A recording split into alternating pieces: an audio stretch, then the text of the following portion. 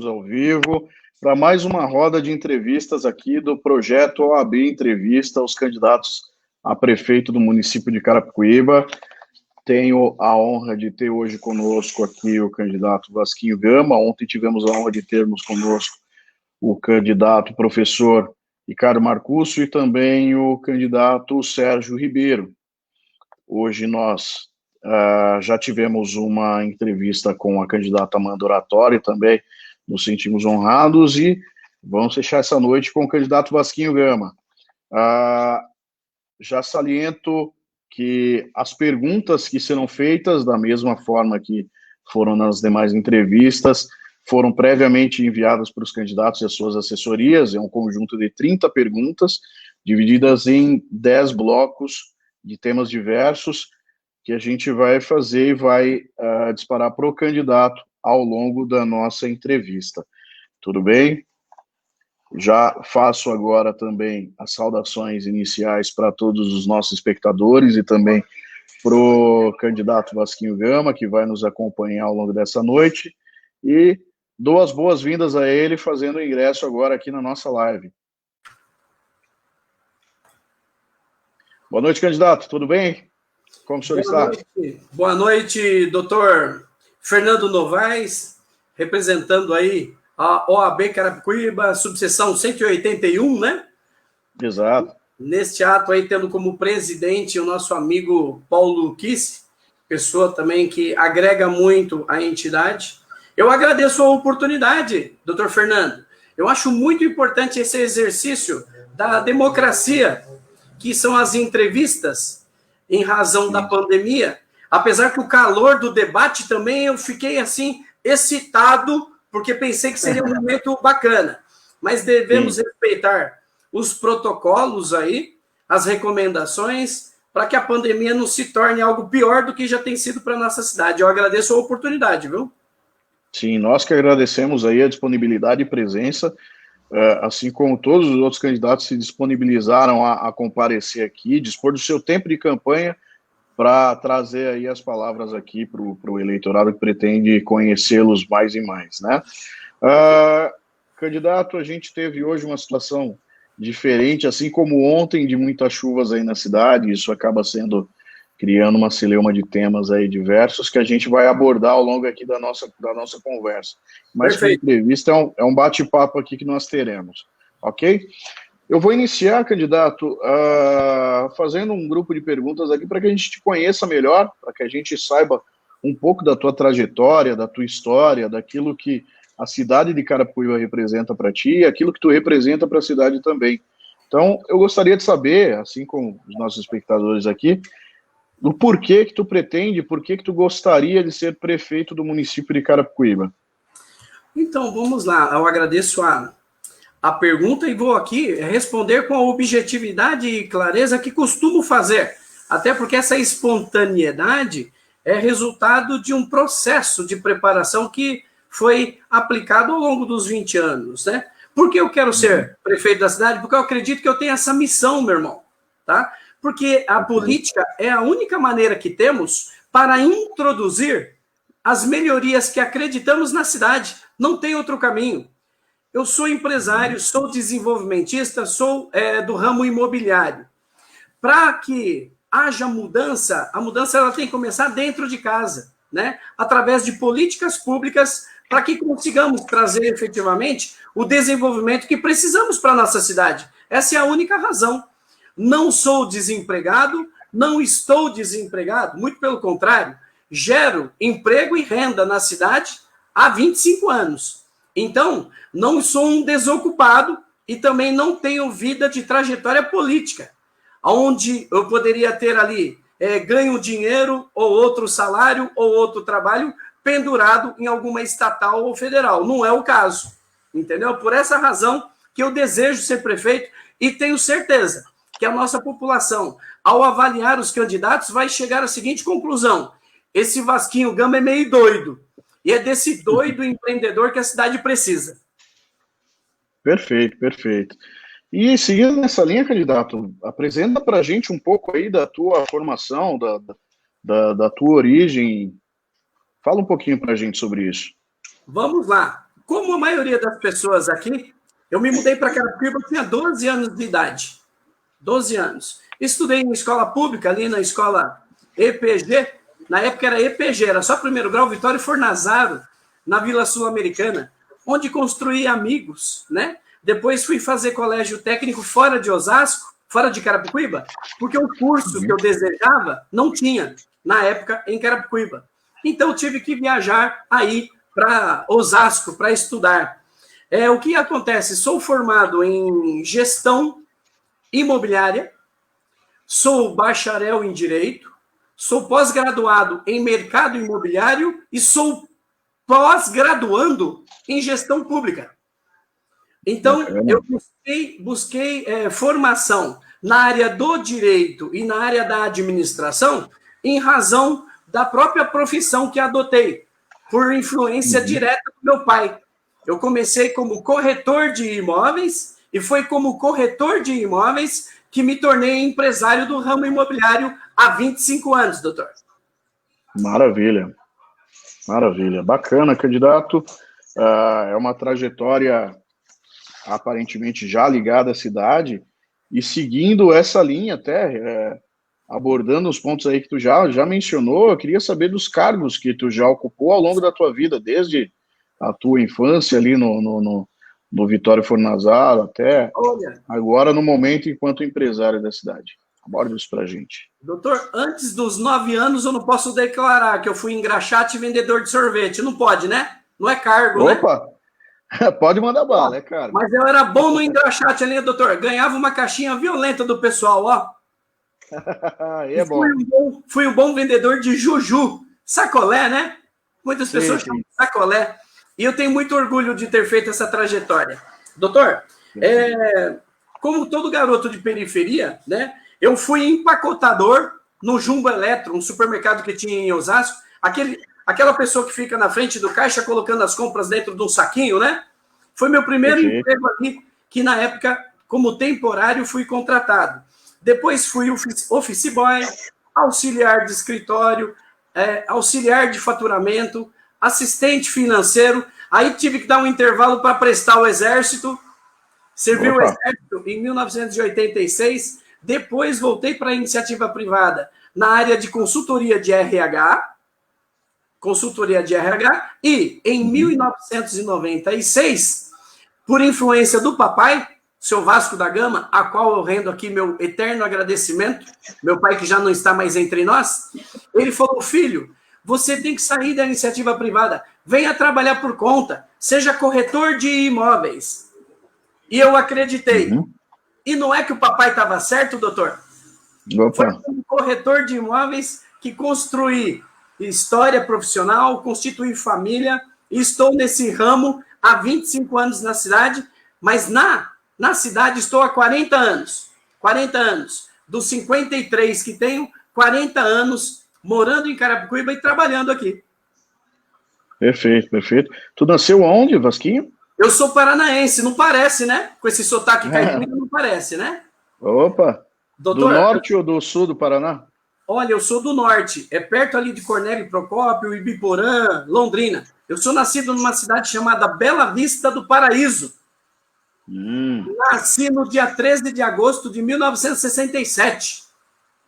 Perfeito. Quando eu tinha 3 anos de idade, papai pegou os 3 filhos, a esposa, que também era uma criança, minha mãe era novíssima, e viemos para São Paulo morar no Rochidale. Porque meu pai, na época, era técnico em eletrônica.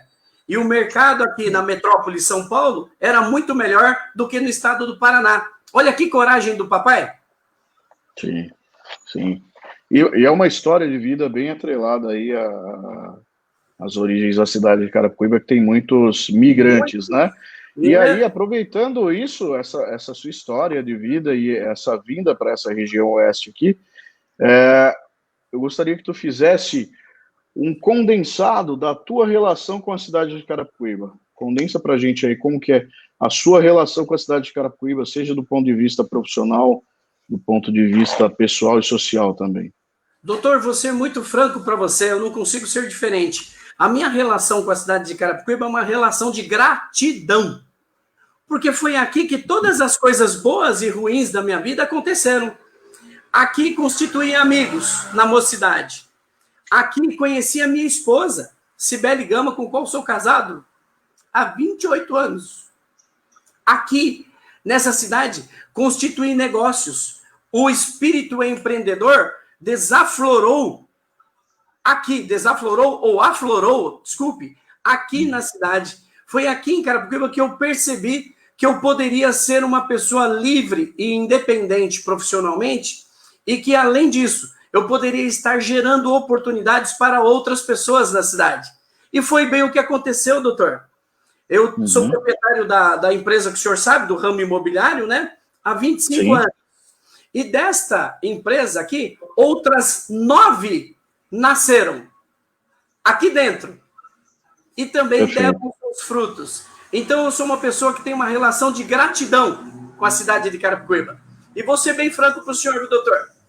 Trabalho aqui, a exemplo de muitos outros empresários, que quando começaram a ascender na vida, a primeira coisa que fizeram foi pensar em se mudar para o outro lado do rio, para Alphaville. Sim. Esse sentimento nunca esteve no meu coração. Eu moro num bairro muito bom aqui em Carapicuíba há 10 anos, mas já morei no Ariston, na Vila Lourdes, Vila Dirce, Veloso. Hoje eu moro num bairro chamado Fazendinha. E eu não consigo sair da minha cidade, porque é aqui que eu cresci, aqui que eu consegui me estabelecer como pessoa do bem, aqui gero emprego, aqui pago impostos e aqui estou criando a minha família. Então a minha relação com a cidade, doutor, é uma relação de gratidão.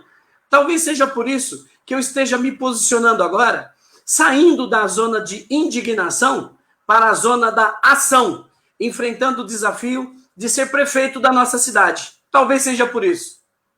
Perfeito, perfeito. E para sair dessa zona de conforto, há necessidade de uma preparação. E por isso que a gente te pergunta, candidato, por que tu acredita estar preparado para enfrentar o desafio de ser prefeito no município de Carapicuíba?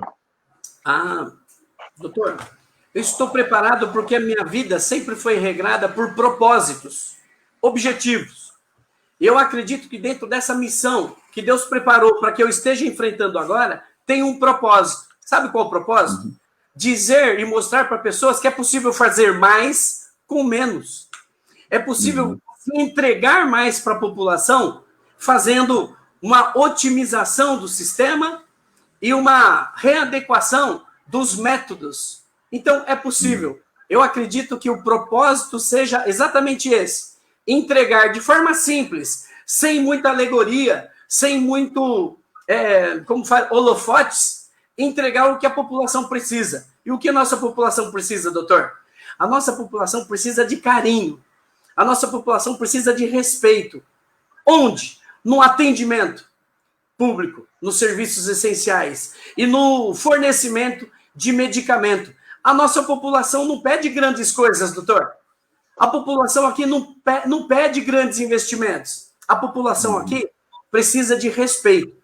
E respeito é bom e nós sabemos como fazer isso nas pessoas. Então, esse é o meu propósito. Essa é a missão. Por isso que eu digo que estou preparado, sim. E ao longo dos anos, as pessoas vão falar, esse Vasquinho Gama estava escondido onde, hein? Por que ele não apareceu antes? Aí eu respondo para as pessoas que tudo na vida tem o tempo certo designado por Deus. E esse é o tempo de qualidade que teremos na vida de Carapicuíba e dos carapicuibanos.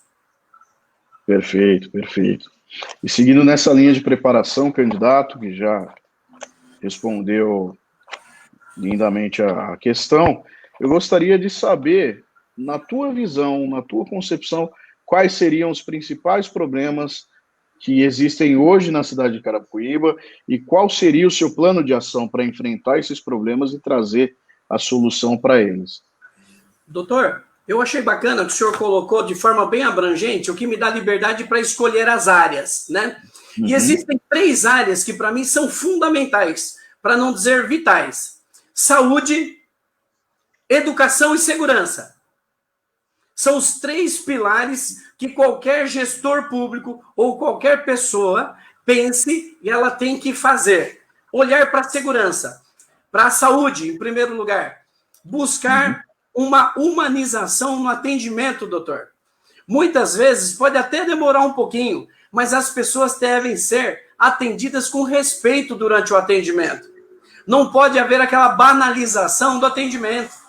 Uma pessoa esperar 2 horas para entrar no consultório do médico, ficar 10 minutos no consultório, depois ficar 3 horas e meia do lado de fora, na recepção, aguardando o agendamento do retorno, doutor. Isso é inadmissível. Isso é inadmissível. Na área da segurança, da saúde, o que nós queremos é isso: a humanização do atendimento e o respeito ao cidadão. Trazendo agora para a área da educação. É um absurdo ver, no século XXI, as pessoas terem que se humilhar, literalmente, para ter uma vaga na creche, uma vaga na escola. E outra, muitas vezes, as pessoas têm que se tornar refém de um ou outro politiquinho, para conseguir uma vaga na creche.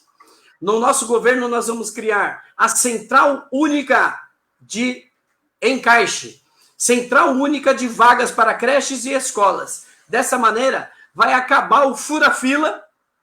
Pessoas que são amigas de pessoas conseguem ser atendidas mais rapidamente. Não vai ter isso no nosso governo.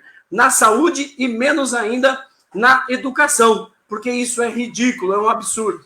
E levando agora para o terceiro pilar, que é a segurança, doutor, eu penso que devemos investir na quantidade de membros concursados da nossa GCM para cuidar efetivamente do nosso patrimônio público. Isso é muito importante. Investir na quantidade, na qualidade e apresentarmos um plano de carreira decente para esses servidores. O senhor sabia que tem agente da GCM que ganha R$ 1.184, doutor? R$ 1.184. Uma pessoa que você não sabe como está a vida emocional, a vida social, psicológica, ou até mesmo psiquiátrica, colocar um revólver na cintura e sair para a rua para fazer algumas abordagens, isso é perigoso. O doutor sabe disso. Então, nós vamos fazer o seguinte: a GCM efetivamente vai cuidar do patrimônio público e estabeleceremos convênio no nosso governo com a Polícia Militar para cuidar da ordem e da segurança pública de fato. Esses pancadões que acontecem hoje nos 4 cantos da cidade, que tiram a paz das pessoas, são inadmissíveis. Ah, Vasquinho, mas você é contra o pancadão? Eu sou contra o pancadão em local inapropriado. Ô, Vasquinho, mas onde nós vamos fazer? No nosso governo, nós vamos fazer encontros mensais para que essas pessoas que curtem esse som diferente, mais alto, ela vá até um parque público e utilize ali naquele local. Teremos lei municipal de que ficará terminantemente proibido pancadão fora de local pré-estabelecido pela prefeitura. Doutor, tudo na vida é questão de jeito, como nós falamos com o nosso público. A maneira como nós falamos com o nosso cliente. E quem é o cliente da prefeitura? O cidadão, o pagador de impostos. Ele é o principal cliente, mas ele deve ser tratado como cliente, com respeito, com zelo, para que ele sinta segurança no serviço que vai ser entregue. Ou seja, doutor, a comunicação no nosso governo com o público vai ser uma comunicação de olho no olho, de respeito, sem falsas promessas e também sem fantasias, achando que vamos viver no país das maravilhas. Não é assim. Tudo é um processo. Mas quando você começa da maneira correta, a sua chance de lograr êxito é muito maior. Comunicação. Perfeito, perfeito, candidato. E para conseguir enfrentar esses problemas que o candidato já elencou na cidade, a gente precisa, logicamente, de um governo estruturado em suas secretarias com uma atuação bem definida de cada uma. E aí eu te pergunto, candidato, no seu governo, quantas secretarias existiriam?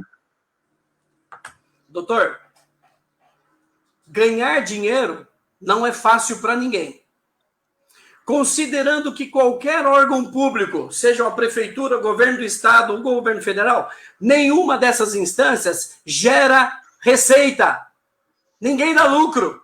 Nem município, estado, nem governo federal, ninguém dá lucro. Eles apenas e tão somente fazem gestão dos impostos que eu, que você, consumidor, contribuinte, pagamos.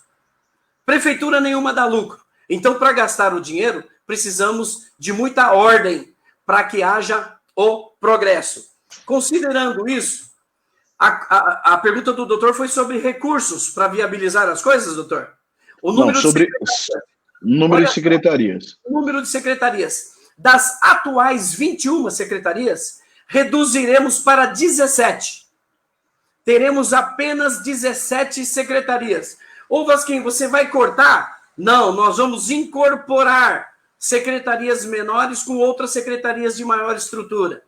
Por quê? Desta forma, além de minimizar custo com os secretários, a gestão flui melhor. Flui. Terei que conversar, despachar efetivamente com um número menor de secretários. Então, desta forma, a comunicação interna entre as secretarias também vai ficar muito facilitada, o que vai causar um reflexo imediato no atendimento das demandas, doutor. Então, de 21 secretarias das atuais, reduziremos para apenas 17 secretarias. E posso falar mais, doutor? E posso falar mais? Opa! Dentro dessas 17 secretarias, exclusivamente, nossos técnicos, nossos secretários serão técnicos e não políticos. Não teremos vereadores assumindo secretarias. Teremos, sim, profissionais de cada área, diretores de cada área e chefes de setor competentes, habilitados de cada área, nos ajudando a fazer a gestão eficaz da cidade. Maravilha. Essa era a nossa próxima pergunta. Se essas secretarias seriam... Tranquilo, sem problema algum. A ideia é termos aí nosso bate-papo, nossa entrevista de maneira bem fluida também, porque facilita o acompanhamento do eleitorado e dos espectadores nossos nessa noite, né? Então, dito isso, eu já vou salientar também, como eu já havia avisado o candidato, que algumas questões eu vou acabar realocando devido à sua pertinência para um outro tema, e já vou partir para um tema delicado, que é sempre um ponto delicado das nossas entrevistas, questionar os candidatos a respeito da sua vida pregressa do ponto de vista de processo. Então, eu te pergunto, candidato, o senhor responde a algum processo? Se o senhor estiver respondendo a algum processo, quais seriam esses processos e quais os motivos que ensejaram esses processos? Sim, respondo sim. Porque o empresário que é empresário num país com um regimento tributário tão complicado, se não responder por alguma demanda, tem alguma coisa errada. Tem alguma coisa errada. No meu ramo de atividade, doutor, que é de intermediação na compra e venda de imóveis, eventualmente, quando compramos e vendemos um imóvel, a pessoa que é o cessionário, que é o comprador, por uma razão ou outra, acaba não fazendo a transferência do imóvel perante a prefeitura, no lançamento do IPTU, para o seu nome próprio, para a sua titularidade. E que isso acaba gerando para nós demandas de execução fiscal. O que é execução fiscal? É o ato em que o poder público, em seu direito, ele aciona judicialmente o contribuinte devedor para que pague a dívida. Então, eu tenho, sim, 3 processos que decorrem aí na vara civil por execução fiscal. Detalhe, que os 3 imóveis que estão sendo cobrados na execução fiscal já não são mais meus. São processos aqui de 2009, 2018, 2019, que já tomei a devida providência perante cada um dos proprietários dos imóveis para que se apresentem como titulares dos mesmos, transfira a dívida para o seu nome e tirando o Vasquinho Gama e sua esposa do rol de devedores da Prefeitura de Carapicuíba. Então, se eu respondo o processo, sim, execução fiscal da Prefeitura. Perfeito, perfeito, candidato. Obrigado pela resposta. E seguindo sempre nessa linha de processos e discussão judicial, a gente vê hoje em dia uma profusão de notícias aí, seja divulgado por Facebook, Instagram, Twitter, WhatsApp, relativamente à vida de alguns candidatos, ou de outro candidato a vereador, ou por aí vai, até candidatos a presidente, governador. E o tema fake news ele acabou tomando uma envergadura muito grande, né, na nossa sociedade hoje, a ponto de, inclusive, ter sido criminalizado na seara eleitoral, né? E eu gostaria que o senhor falasse um pouquinho sobre isso para a gente, como que o senhor encara a fake news na esfera eleitoral, como que o senhor vê isso, como que o senhor trabalha a fake news dentro de uma campanha, como que o senhor vê isso, se o senhor também já vem vivenciando algo nesse sentido em relação à sua campanha. Fala para a gente um pouquinho sobre fake news. Olha, doutor Fernando, digo para você que a questão da fake news, antes de entrar na seara eleitoral, eu particularmente repudio qualquer tipo de ação sobre notícias falsas.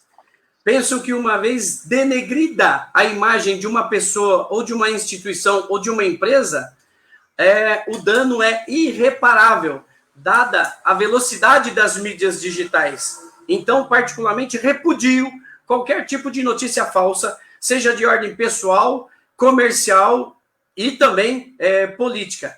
Penso que a nossa legislação eleitoral está agindo de forma exemplar, no sentido de repreender esse tipo de prática. Sabe por quê, doutor? As situações que nós costumamos aí presenciar, testemunhar, de situações que o impacto da notícia é avassalador. A mídia, de uma forma geral, atropela a vida das pessoas ou de empresas. Com um tempo de manchete, né, em horário nobre, de forma ali bem sensacionalista. Mas essa mesma mídia, seja ela impressa ou digital, ou pelos canais de TV, ela não dá o mesmo tempo, na mesma medida e proporção, no momento de fazer a reparação, doutor. O estrago na vida das pessoas já aconteceu. Já aconteceu. Sim. E se existe uma commodity que ninguém tem dinheiro para comprar, por mais dinheiro que tenha, é o nosso tempo. O tempo não volta. E o estrago é irreparável. Por isso, no período eleitoral, não fui vítima de fake news. Não fui. Teve uma foto minha que postaram que eu estava muito, muito bonito, doutor. Muito bonito. Eu falei, isso é fake news, que eu não sou assim. Aí a minha mãe ligou para mim e falou, calma, filho, você é bonitinho, sim, nasceu bonitinho. Então eu acreditei. Mas salvo isso, doutor, dada a minha singela expressão política, por enquanto, não tenho sido alvo de fake news. Mas eu tenho certeza, doutor, que a partir do dia 15 de novembro, com a eleição em primeiro turno, onde serei reconhecido e agraciado pela nossa população como prefeito eleito, a partir dali, os partidos insatisfeitos ou tristes com a minha vitória estarão trabalhando com a minha imagem, com a minha pessoa assim. E para isso, existe o direito eleitoral linkado ao direito digital, que vai cumprir a missão de exemplarmente punir quem estiver efetivamente lançando notícias falsas no mundo virtual. Perfeito, perfeito. E nessa temática é importante a gente salientar que a OAB, em conjunto com o Judiciário e com o Ministério Público daí da cidade de Carapicuíba, exerce um trabalho já há anos de combate, não apenas a fake news, mas a boca de urna e todos os desmandos que ocorrem em sede de eleição. E esse ano vai ser mantido e intensificado esse trabalho também de combate, não apenas a fake news, mas todos os desmandos eleitorais. A gente vai continuar mantendo o viés fiscalizador da instituição OAB, que é uma instituição forte, com matiz constitucional, está esculpida, a profissão do advogado está esculpida na Constituição, e a OAB vai honrar esse papel de guardiã aí das liberdades também, da democracia, atuando em conjunto com o Judiciário e com o Ministério Público, para que a gente tenha aí uma campanha limpa, livre de fake news e também de outros desmandos eleitorais que, infelizmente, ainda acontecem, né? Candidato, a gente vai passar... Assim seja, doutor. Maravilha. Candidato, a gente vai passar para temas mais mais gostosos de falar, digamos assim. A gente já passou por processos de uma série de coisas que são temas mais doloridos, assim, de repente, de se conversar. A gente vai falar agora um pouquinho sobre propostas, né? A gente vai abrir o espaço agora para que tu fale sobre as suas principais propostas para a cidade de Carapicuíba enquanto candidato a prefeito. Perfeitamente. Vamos lá? Bora. Vamos lá. Quer a palavra. Tá bem. Primeiro, para a saúde, né? Nós vamos ampliar investimentos, doutor, para melhorar e humanizar o atendimento médico e a oferta de medicamentos. É um absurdo, doutor, no sistema que temos hoje, as pessoas buscam um atendimento, ficam literalmente no esquecimento, doutor.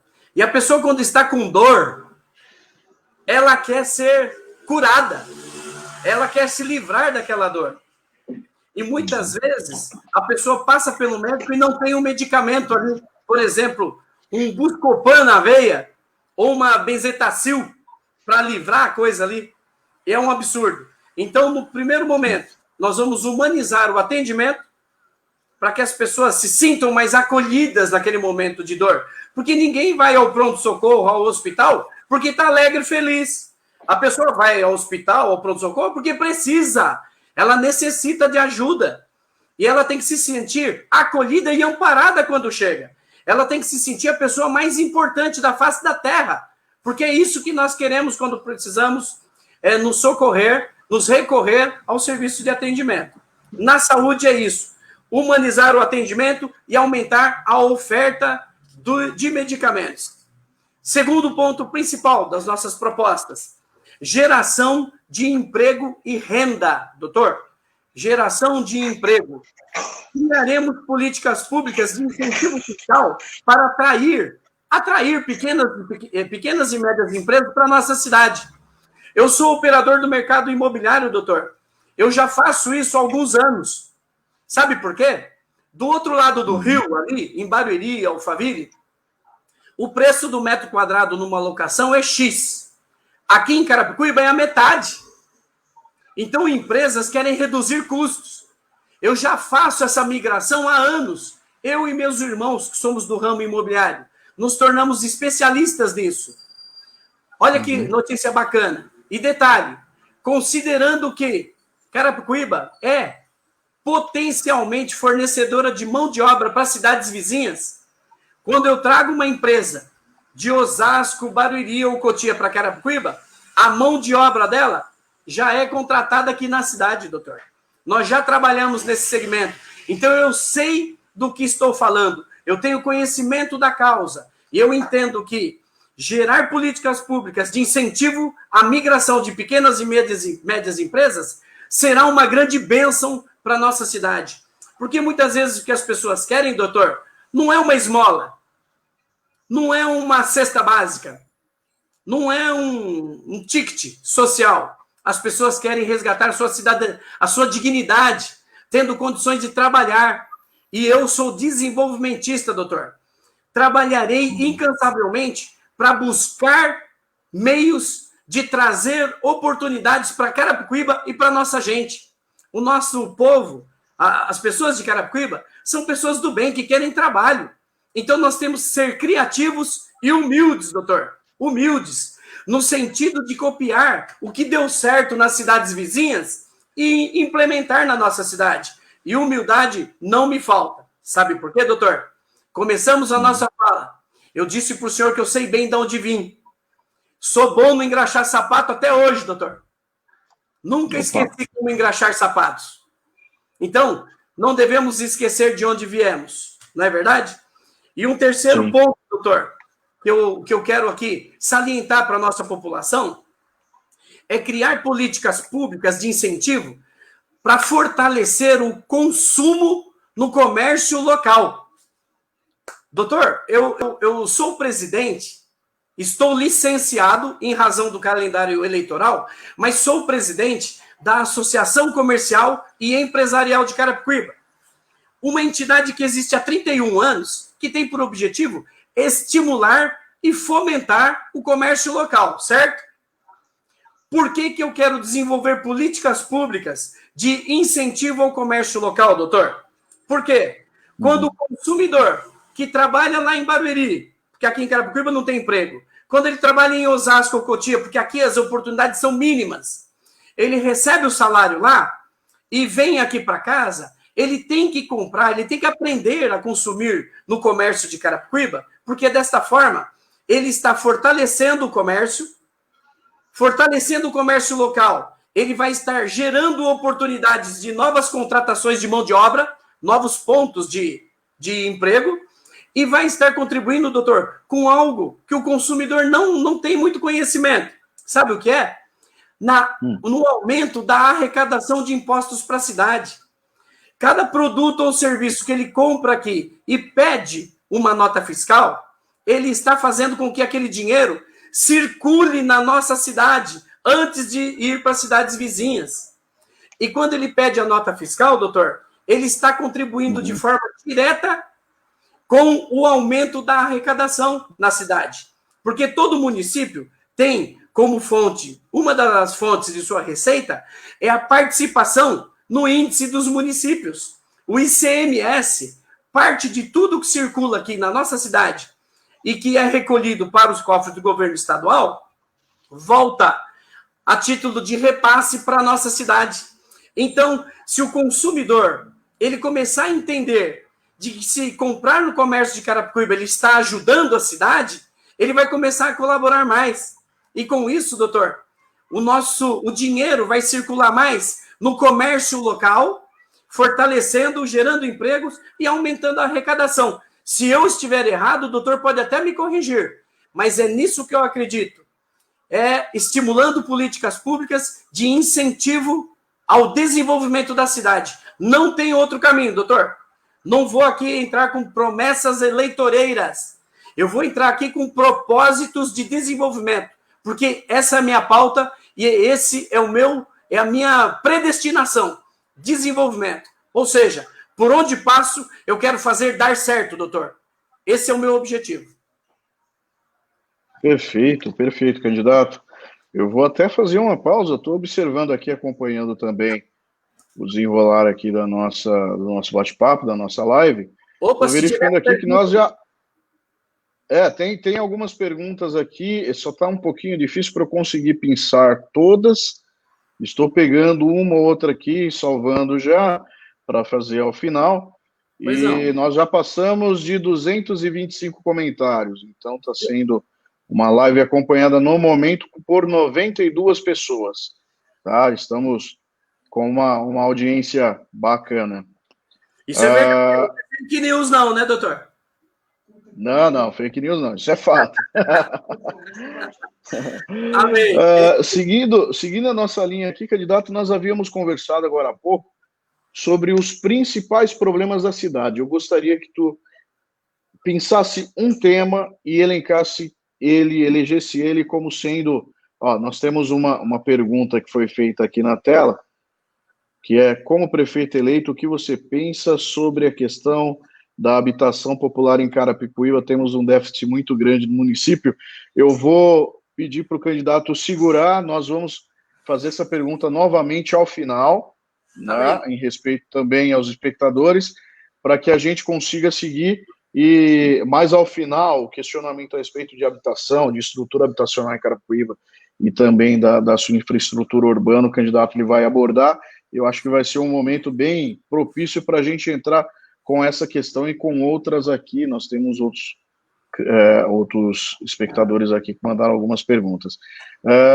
Candidato, seguindo nessa linha, eu gostaria que o senhor elencasse daqueles problemas todos que tu disse para a gente, dos 3 principais a serem enfrentados, escolha um e diga para a gente qual que seria o grande fantasma que assola a cidade de Carapicuíba. Qual que é o grande problema a ser enfrentado na cidade de Carapicuíba, na sua visão? Olha, doutor Fernando, não é segredo para ninguém. A minha pauta número 1 é a questão da saúde. Saúde. Porque, como eu disse há poucos momentos, a nossa população não pede por grandes investimentos, por grandes acontecimentos. A saúde clama por saúde e medicamentos. Então, eu penso que atender o clamor popular é questão de prioridade para qualquer que seja o prefeito, o futuro prefeito da cidade. No caso, eu, né, Vasquinho Gama. Uhum. Penso, doutor, que temos 3 situações aqui para estar elencando que justifique essa nossa prioridade com a saúde. Primeiro, construiremos o tão sonhado hospital municipal, doutor. Nossa cidade não tem um hospital municipal. Vasquinho, você está louco, mas não tem dinheiro. Calma, calma. Em parceria com o governo federal e governo estadual, conseguiremos sim trazer um atendimento digno na área da saúde para nossa cidade. É possível sim. Tem que ter humildade para buscar um recurso. E humildade e inteligência para buscar recurso não nos faltam. Esse é o primeiro ponto. Construiremos o tão sonhado Hospital Municipal de Carapicuíba. Como conseguir recursos? Doutor, dentro dessa linha, a saúde é a prioridade e construir o Hospital Municipal é a minha prioridade dentro da pasta da saúde, certo? Se o doutor me permitir, eu já vou falar como que eu vou buscar recurso. Posso? Sim, sim. Então vamos lá. Não existe milagre. Ponto. Eu acredito no Deus vivo e poderoso que pode vir aqui e falar assim: haja o hospital. E o hospital vem à existência. Eu acredito. Mas trazendo isso para a esfera aqui nossa, humanos, falhos, ingratos e pecadores. Ingratos e pecadores. Todos somos ingratos e pecadores. Né? Eu penso o seguinte, que simultaneamente devemos criar políticas de incentivo à criação de polos ou condomínios empresariais pequenos, doutor. Não estou falando de galpões de 20, 30 mil metros, não é disso que eu falo. Eu falo de galpões de 300, 400, 500 metros quadrados. Incentivar que a iniciativa privada invista nisso. O dono do terreno se sinta estimulado a investir em condomínios empresariais e comerciais, porque existe essa demanda. Primeira coisa. E, ao mesmo tempo, buscaremos a migração de empresas. Já dei até a dica. Vamos buscar empresas que hoje estão estabelecidas em Santana de Parnaíba, Barueri, Osasco e Cotia, para virem pagar aluguel menor aqui em Carapicuíba, doutor. Quando nós levamos proposta de redução de custo operacional, não há empresário que não dê atenção. Não há empresário, certo? E nós faremos também o estímulo ao comércio local. As pessoas vão aprender que consumindo em Carapicuíba, ela está ajudando a cidade. Então, dessa forma, doutor, criando essas políticas públicas de incentivo fiscal para que haja investimento, criando um ambiente para receber pequenas e médias empresas e fortalecendo o comércio local, a nossa economia local tem tudo para ter um crescimento não imediato, mas paulatino, doutor. Sabe aquela, quando começa um processo e a curva vai acentuando e não para mais? Vai acontecer em Carapicuíba, porque eu acredito que seja possível, eu acredito sim que seja possível transformar a nossa cidade e dar um verdadeiro despertar. Acorda, Carapicuíba! Desperta! Eu não aceito mais ter uma cidade que é denominada de forma muito pejorativa de cidade dormitório. Nós vamos acordar a cidade e despertar, porque aqui tem muita gente trabalhadora, doutor. Nós precisamos criar um ambiente de oportunidade para as pessoas. E isso eu sei fazer e vou fazer como prefeito. Perfeito, candidato, perfeito. Obrigado pela exposição. Candidato, agora a gente vai fazer um pequeno exercício que nós fizemos também nas outras entrevistas, que é um exercício mais ou menos ao estilo de Volta para o Futuro. Vamos lá. É um exercício no qual a gente vai pensar, passamos a campanha, chegou dia 15, o candidato Vasquinho Gama veio a ser eleito, 4 anos de mandato pela frente, passaram-se os 4 anos, candidato. Ao final do teu mandato, qual que seria aquela marca, aquilo que seria a menina dos teus olhos, aquilo que tu gostaria de deixar como sendo a tua digital para a sua gestão, a sua digital na cidade? Diz isso pra gente. Qual que seria a marca, a digital sua na cidade? Doutor, está escrito aqui na minha impressão digital, é o Hospital Municipal de Carapicuíba. Essa é a marca da gestão Vasquinho Gama 2021-2024, doutor. A construção do Hospital Municipal funcionando e atendendo a nossa população. Pronto. Estou realizado, doutor. Como servidor público temporário, eleito e contratado pelo povo por 4 anos, me darei por satisfeito. Perfeito, perfeito, candidato.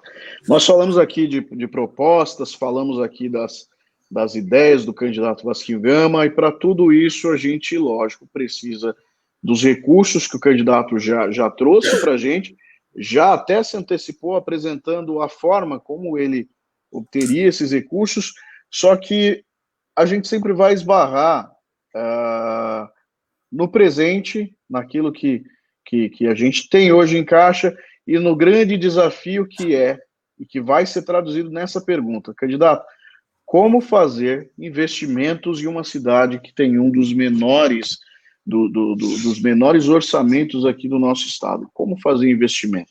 E também, já somando com a próxima pergunta, como se obter mais recursos para a cidade de maneira legal, inteligente e criativa? Como se fazer primeiro esses investimentos no atual cenário e, ao longo de um mandato, ao longo de um governo, como se obter mais recursos de maneira sempre criativa, legal e inteligente?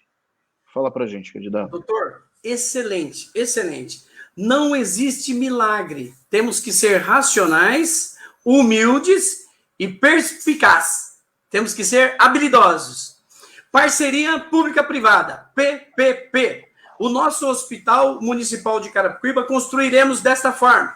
Buscaremos investimentos com a iniciativa privada, onde, através do investimento na obra propriamente dita, o empresário, o investimento privado, vai explorar comercialmente todas as atividades que, no complexo hospitalar, serão exercidas. Lanchonete, estacionamento, sala para consultórios particulares, exames, que a própria prefeitura vai contratar convênios com outros laboratórios da própria cidade. Os laboratórios, para atender com mais agilidade, podem estar alocados nesse mesmo complexo hospitalar, pagando o aluguel lá para o investidor, né? E várias outras formas que se tem do investidor recuperar o seu investimento, porque sabemos que não temos dinheiro no cofre para isso. Outra coisa, doutor, através de recurso público, através do governo estadual e governo federal. Doutor, só dentro dessa pauta, em outubro de 2019, estive em Brasília. Visitei os 70 deputados federais eleitos pelo estado de São Paulo. São 70. São Paulo pode eleger 70 deputados federais. Visitei a todos em busca de emendas para a cidade de Carapicuíba. Sabe o que eu descobri, doutor? Que o negócio não é fácil, mas é possível, desde que seja feita uma marcação firme, acirrada naquele local. Eles vão lembrar que todos os 70 tiveram votos aqui na cidade e tradicionalmente tem votos na cidade de Carapicuíba. Doutor, olha que situação. 70 deputados federais tiveram votos aqui na nossa cidade. Todos tiveram votos. O que teve mais teve 13.500 votos e o que teve menos teve 300 e poucos votos. Mas todos tiveram votos aqui. E o doutor sabe muito bem que Brasília é o berço do poder. Cada deputado federal, doutor, tem direito a quase 17 milhões de emendas parlamentares por ano. Se eu conseguisse pegar R$1 milhão em emenda de cada um dos 70 que tiveram votos aqui, eu teria conseguido 70 milhões de reais. Eu já conseguiria subir o nosso hospital, doutor. Emendas parlamentares. Então é assim, como a ideia de construir o hospital municipal é através da PPP, participação público-privada, o que eu vou fazer? A parte de acessórios, equipamento do hospital municipal, eu vou buscar com os parlamentares em Brasília, através de emenda para a área da saúde. Equipamentos, tomógrafo, raio-x, macas, tudo que é necessário para o nosso hospital, eu vou buscar em Brasília. E o dinheiro está lá. E o dinheiro não é deles. O dinheiro não é dos parlamentares. O dinheiro é do povo para o povo. Serei um prefeito que vai andar muito em Brasília. Eu digo mais para você, para ficar mais barato, eu vou alugar um apartamento, uma kitnet lá, para ficar mais barato a hospedagem. E vou fazer marcação cerrada com esses deputados que passam aqui pela cidade só para angariar votos e depois literalmente esquecem. Ou seja, doutor, de forma simples, eu falei para o doutor que tudo isso que eu estou querendo fazer é possível. Basta ter persistência, inteligência e humildade para buscar. E isso não nos falta, doutor. Perfeito, perfeito, candidato. A nossa próxima pergunta seria justamente dentro desse tema, que seria sobre o seu relacionamento com o governo estadual, o governo federal e com os deputados. Certo. O senhor já fez essa abordagem agora aqui na resposta, então não vou retomar essa pergunta porque ela já foi respondida nessa tua fala. E eu vou passar para um segundo tema que também já foi abordado indiretamente, mas a gente precisa destrinchar um pouco melhor ele e deixar ele bem nítido aí para os nossos espectadores aí, que seria como se fazer uma atração efetiva de novas empresas para o município de Carapicuíba, considerando o aspecto tributário da cidade, considerando o aspecto geográfico da cidade, a questão de espaço físico para alocação de empresas, considerando também que a cidade de Carapicuíba é uma cidade que tem uma receita eminentemente pautada no comércio. Como mudar essa cara de Carapicuíba do ponto de vista empresarial, atraindo e equilibrando o comércio com indústrias ou com empresas com sua base administrativa na cidade. Como equilibrar isso? Como atrair novos recursos? Gostaria de te ouvir. Doutor Fernando, olha que coisa interessante. Não podemos dar um passo na vida sem que haja lealdade na relação que você está estabelecendo, certo? O que vou fazer? No dia 2 de janeiro de 2021, quando empossado, no dia 1º de janeiro de 2021, quando empossado o prefeito. Primeiro ato, eu quero me apresentar para os prefeitos de Barueri, Santana de Parnaíba, Osasco e Cotia. Quero me apresentar. E, literalmente, na posição que o cargo me confere, mas diante da necessidade que a cidade tem. Eu quero me apresentar com humildade e pedir para eles ajuda. Da seguinte forma: prefeito de Osasco, Barueri, Santana de Parnaíba e Cotia, vou implementar uma lei de incentivos fiscais para atrair empresas para a minha cidade, mas eu preciso que vocês não me demandem judicialmente. Não briguem, não ajuizem, doutor, contra a minha cidade, dizendo que eu estou criando políticas de incentivo em prejuízo ou detrimento das cidades vizinhas. Então, serei leal. Irei às cidades desenvolvidas da região e pedirei ajuda.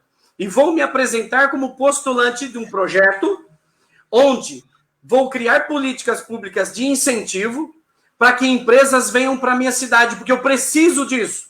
Porque a minha cidade precisa de empresas para gerar emprego para a minha gente e para aumentar a minha arrecadação. Eu tenho certeza, doutor, onde se fala a verdade, não se merece castigo. E trabalhar com a verdade é sempre bom, porque a verdade nos cura e liberta. E a verdade, no meu sentimento, vai fazer com que esses prefeitos dos municípios vizinhos se sensibilizem e me deem um voto de confiança. E eu vou pedir para eles. Eu preciso de 2 anos e meio para conseguir implementar políticas de incentivo. E nesse mesmo ato, concomitantemente, vou unir as classes aqui, OAB, contadores, engenheiros, corretores de imóveis, pessoas que defendem e pregam o desenvolvimento e a ordem social, para que eles estejam engajados num conselhão para que a cidade trilhe no rumo do desenvolvimento. É dessa forma, doutor, sem firuletas, sem holofotes. Eu vou pedir para que as cidades vizinhas me dêem a oportunidade de crescer também, porque nós precisamos disso. E é com essa cara aqui que eu vou, doutor, porque é a única que eu tenho, e eu vou chegar para as pessoas, eu vou falar assim, preciso que você me ajude. Minha cidade tem 300 mil eleitores, eu não tenho um deputado federal, eu não tenho 2 deputados estaduais, e daria para ter, doutor. Seria possível. A nossa cidade tem eleitores o suficiente, mas por causa, em razão dessa política mesquinha, onde não se prestigiam os locais em detrimento ou favorecimento dos de fora, nós vamos ter que começar, doutor, de dentro para fora.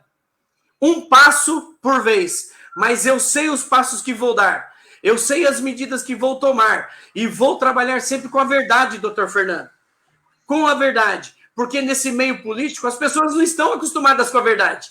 É um tal de tapinha nas costas, me ajuda que depois eu te ajudo.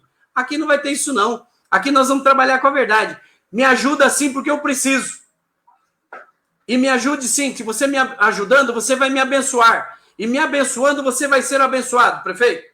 Então me ajude a crescer, porque minha cidade precisa crescer. E eu tenho certeza de que o nosso crescimento não vai prejudicar as cidades vizinhas. É só questão de estratégia, humildade e inteligência. E é dessa forma que nós vamos fazer, doutor.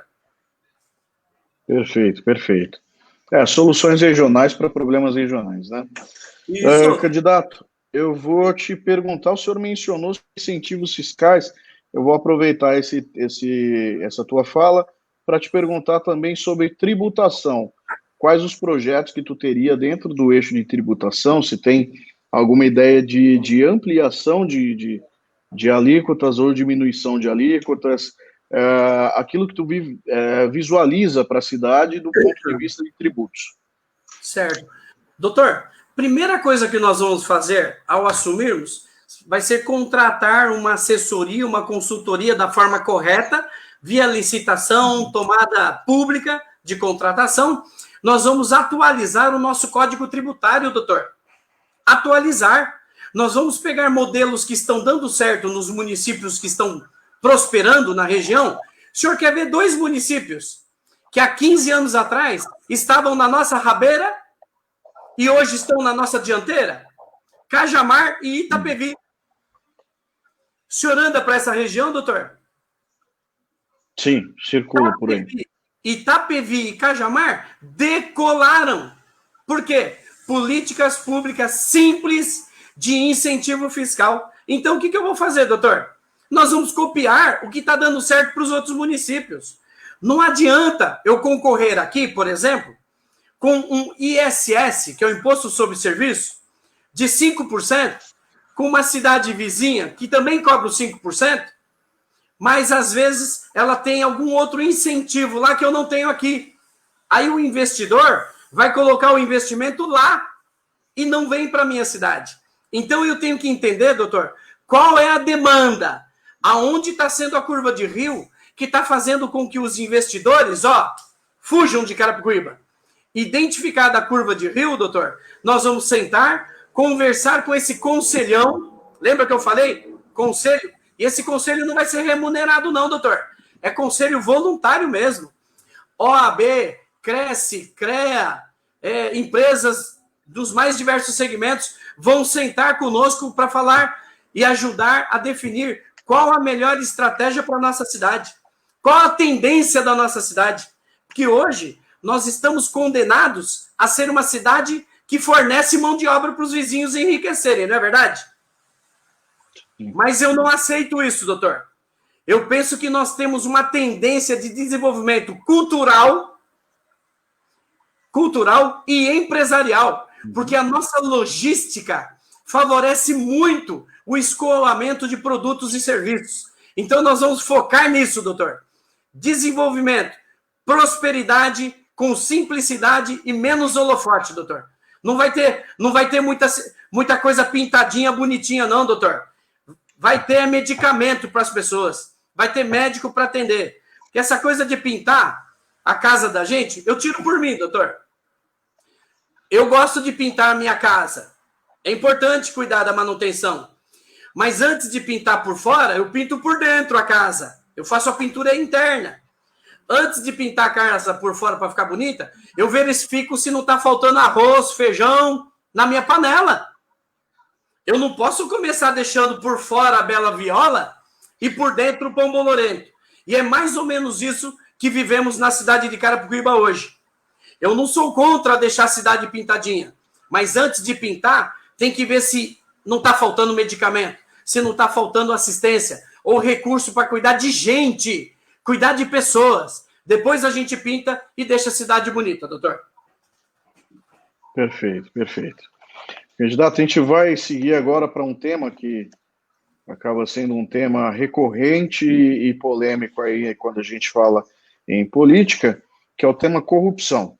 E eu queria que o senhor abordasse para a gente aí e detalhasse um pouco mais sobre política de transparência e a transparência em si, como ela vai ser encarada no seu governo, como que o governo do Vasquinho Gama encararia a transparência das ações e também, já linkando com a segunda pergunta desse eixo, como que seria feito o combate à corrupção dentro do governo, se eventualmente ela existir, como que ela seria tratada num governo Vasquinho Gama. Doutor, excelente. Falar em transparência é fundamental. Vamos lá. A começar por obedecer efetivamente o que estabelece a lei, no princípio da publicidade e da transparência. A Constituição fala disso. Então, tem que tratar com zelo e respeito o princípio da publicidade e da transparência. Assim, com a efetiva transparência e clareza nas informações, através do canal oficial da Prefeitura, ou seja, o site da Prefeitura, as informações do que aconteceu, do que acontece e do que acontecerá, obrigatoriamente tem que estar ali, doutor. Isso não acontece hoje. Eu digo para o senhor que não acontece porque eu sou um seguidor. Quando você vai ver, a coisa já toda aconteceu. Você não tem sequer a possibilidade de investigar algo que está sendo anunciado que vai acontecer. Então, esse procedimento fere ao princípio da transparência e o da publicidade, porque o ato é publicado depois de realizado. Isso fere.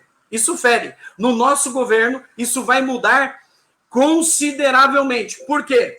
Porque é uma obediência à lei federal. E obedecer aos princípios constitucionais é um exemplo de responsabilidade e compromisso com a coisa pública. Não pode ser diferente, doutor.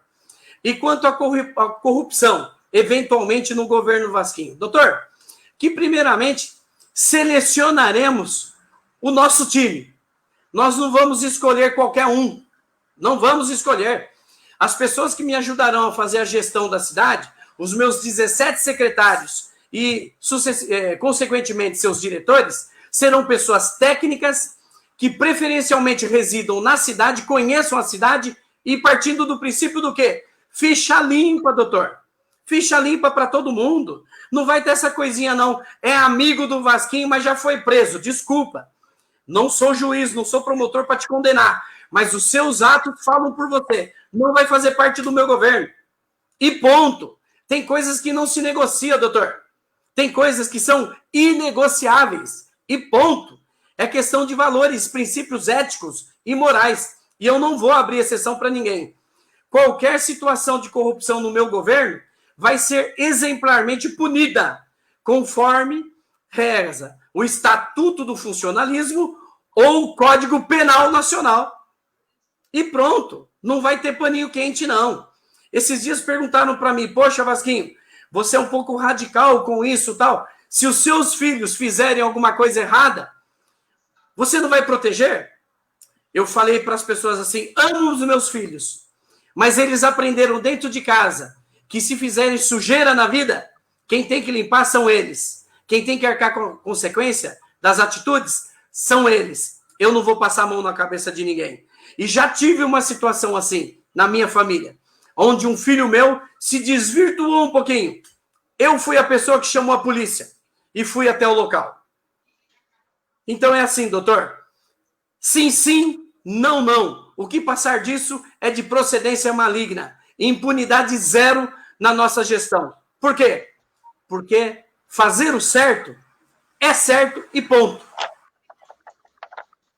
Perfeito, perfeito. Melhor proteção é a correção, não é?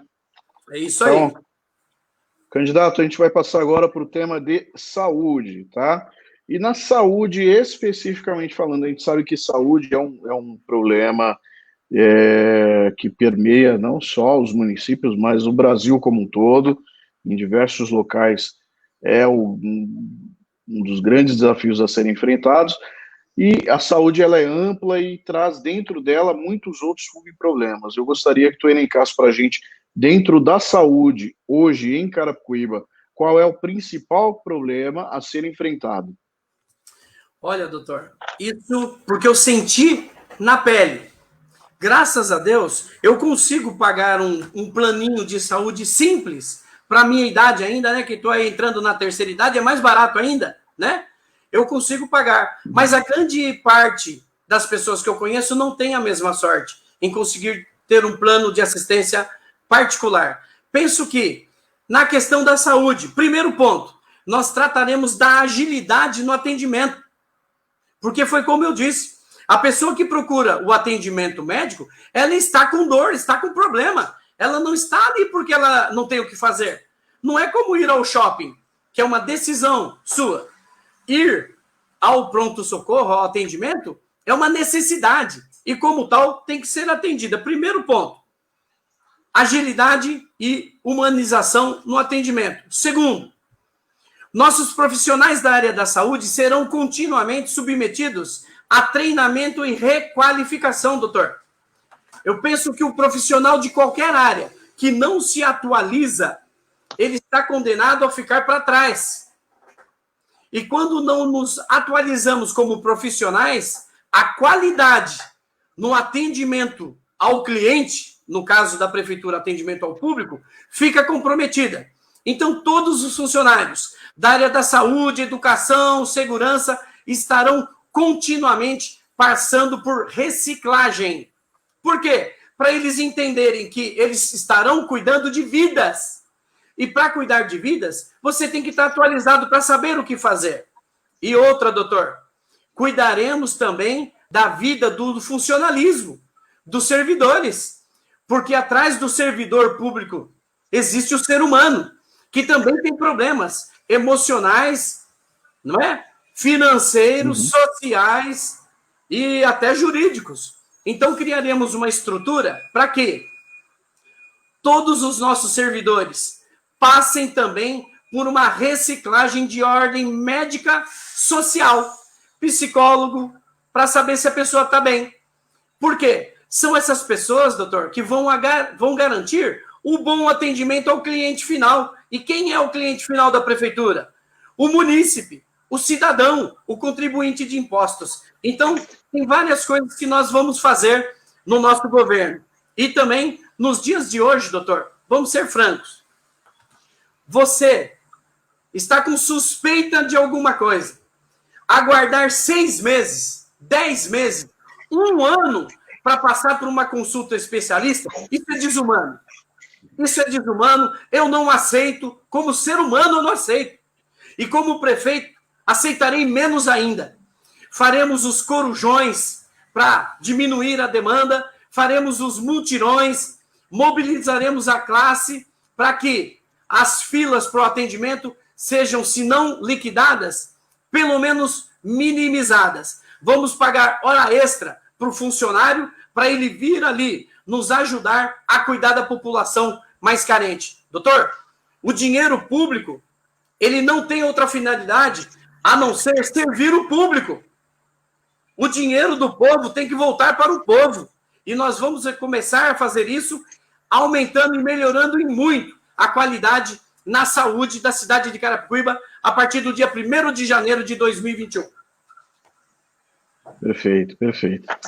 Candidato, a gente vê hoje, não só em Carapicuíba, mas no Brasil como um todo, todo esse desafio da gestão da saúde como um todo, não apenas da gestão de atendimento, mas também da gestão dos recursos humanos e recursos físicos atrelados aí à saúde, e eu gostaria que tu fizesse aí uma reflexão conosco sobre o que tu acha dessa descentralização da gestão na saúde pública, qual a tua visão da atuação das OS, das organizações sociais, na gestão pública, e se tu considera que as organizações sociais são um modelo de gestão eficiente ou interessante para se trazer para a gestão pública como um todo, especialmente aí no município de Carapicuíba. Olha, doutor, em especial da saúde, eu sou Só fazer desculpa te cortar, candidato, só fazer uma observação. Já passamos, a gente está passando aí a audiência para ti também, já passamos de 413 comentários, tá? Então aguarde que teremos algumas perguntas boas aí. Tá bem. Doutor, sobre a questão da saúde, a terceirização que eles falam da saúde, né? Doutor, eu não sou contra. Não sou contra. Desde que o contrato, o negócio jurídico, né? Essa cessão seja bem regimentada e acompanhada. Penso que quando você coloca terceiros para cuidar de algo que é sua obrigação, você tem dois riscos. O risco de não ter a qualidade que você gostaria e corre o risco também de estar onerando demasiadamente os cofres públicos. Na contramão, o senhor tem o quê? A iniciativa privada, dentro do regramento privado, fazendo a alternância de funcionários se for necessário, o que é diferente na coisa pública. Por exemplo, se o funcionário é público, está na área da saúde e está trabalhando displicente, de forma não muito adequada, não está tendo a humanização no atendimento, não está sendo proativo, você não pode dispensar ou demitir. Já nas OS, quando terceirizado, toda OS tem que ter ali aquela parte de avaliação, aquele quadro de avaliação, onde o consumidor, o cliente final, que é o munícipe, ele vai avaliar o atendimento. E se a resposta dessa avaliação não estiver condizente com o negócio jurídico que foi estabelecido no contrato, pode ser provocada a rescisão e substituição. Então, eu penso que não é ruim. Eu até acho, doutor, que quanto menos o Estado estiver na relação de atendimento ao público, melhor pode ser o atendimento, porque a iniciativa privada pode dar conta melhor do que o que temos hoje disponível, que é a coisa pública. Eu não sou contra, não. Sou favorável às OS, sim. Assim como sou favorável a convênios com laboratórios da cidade, né? Todas as contratações, preferencialmente, com empresas prestadoras de serviço da cidade, que é um outro ponto importante, doutor, que eu gostaria de falar, que a prefeitura é a maior empregadora que temos na nossa cidade. É o CNPJ que mais tem funcionários, 6.500 funcionários aproximadamente. A prefeitura é também a maior tomadora de recursos. Nosso orçamento para 2020 foi de 750 milhões. Está previsto para 2021 820 ou 830 milhões de reais. Poxa vida, por que a maior empregadora, a maior tomadora de recursos, não contrata um número maior de empresas da cidade de Carapicuíba para prestar serviço ou fornecer insumos para a prefeitura? Se ela é a maior detentora de recursos, a lei de incentivo à pequena e média empresa estabelece que cada município tem que cumprir, no mínimo, doutor, 1%. 1% do orçamento tem que ser destinado à contratação de empresas local, certo? Uhum. Mas como prefeito eu posso contratar 30%, 40%, 50%. Eu vou estimular a economia local, vou gerar emprego na minha cidade, e essas empresas da cidade vão pagar impostos que vão ser revertidos para a prefeitura novamente. Então tem muita coisa que, de forma progressista e desenvolvimentista, nós vamos implantar a partir do dia 1º de janeiro, se Deus assim permitir. Perfeito, perfeito. Candidato, obrigado pela resposta. Passamos agora para o tema educação, candidato, e eu farei 2 perguntas em uma. A primeira pergunta seria sobre qual seria o principal desafio dentro da educação no município de Carapicuíba, e também já aproveitando e alongando, desenvolvendo essa pergunta, nós vimos que a pandemia ela trouxe uma série de desafios tecnológicos para a gente, e a educação à distância foi uma das soluções que se fizeram necessárias. Eu queria que tu expusesse para a gente aqui sobre a sua visão também, exasperando aquela pergunta, sobre o ensino à distância, e se ele é passível de utilização no município de Carapicuíba, e como ele ocorreria. Olha, doutor, com relação ao EAD, ensino à distância, eu sou totalmente favorável. Totalmente favorável. Porque isso facilita a vida das pessoas que não têm disponibilidade 100% do seu tempo para estar investindo em conhecimento. E conhecimento, doutor, é algo que as pessoas deveriam pensar assim: estudar é para sempre. Devemos estudar para sempre. Por quê? Porque sempre, todos os dias, estamos aprendendo algo novo. Diante desse quadro, diante desse cenário, doutor, tocou o telefone aqui, eu estou pedindo para ajustar ali, desculpe, sim, tá? Então, sim, doutor, eu comecei a entrevista dizendo para o senhor que eu estou pós-graduando em gestão pública. Se não fosse pelo sistema EAD agora, no momento da pandemia, eu não poderia estar realizando esse meu desejo de pós-graduar em gestão pública. E olha que é por uma universidade conceituada. No ano passado, doutor, essa mesma graduação estava custando R$ 1.800 a mensalidade. E o doutor sabe que toda pós-graduação tem a duração de 18 meses, 1 ano e meio, certo, doutor? Uhum, esse sim. Mesmo curso pelo sistema EAD está me custando R$ 300. Olha que economia. Então, o sistema EAD é bom, sim. É bom para você gerenciar, organizar o seu tempo e fazer o melhor uso dele. Agora, com relação ao reflexo da pandemia no ano letivo, doutor, vou ser muito franco. Penso que os governantes erraram em sacrificar o ano letivo.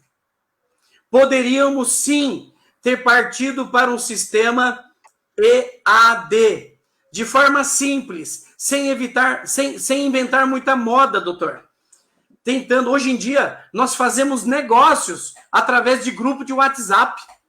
E é uma tecnologia que está disponível por 90% da população. Todos de uma determinada residência podem não ter, mas pelo menos uma pessoa tem um acesso à rede social hoje.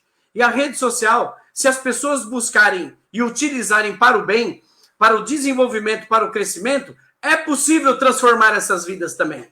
Então, doutor, o reflexo da pandemia está aí.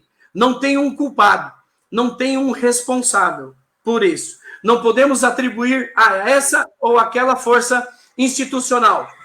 E penso que devemos usar das tecnologias, sim.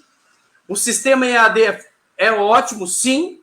E a questão da situação dos governos, em especial do governo estadual, ter sacrificado o ano letivo, eu penso que foi prejudicial. As coisas já não estavam fáceis, doutor. Não estavam fáceis. Mas se o doutor levar em consideração que o número de vítimas do Covid-19 é incomparável menor do que o número de pessoas que foram curadas, então o risco existiria, e correr risco faz parte da natureza humana, doutor. Nós não nascemos com a garantia de que seria o senhor advogado, eu seria empresário do ramo imobiliário. Nós não tivemos essa garantia da vida. Nós batalhamos, brigamos e lutamos para alcançar o que desejamos. Então, a Covid veio, assustou, entristeceu muitas pessoas, mas ela vai passar. Vai passar. O que nós temos que nos preocupar é em nos prepararmos para que as consequências sejam menor do que gostaríamos, entendeu? Que as consequências não sejam piores. Que as consequências não sejam pior do que aí estão. Perfeito. Mas só para fechar esse tema, em poucas palavras, principal desafio da educação em Carapicuíba? Geração de vagas. Geração de vagas. E requalificação, recapacitação dos servidores de linha de frente, coordenadores, diretores e, efetivamente, professores, que merecem mais atenção.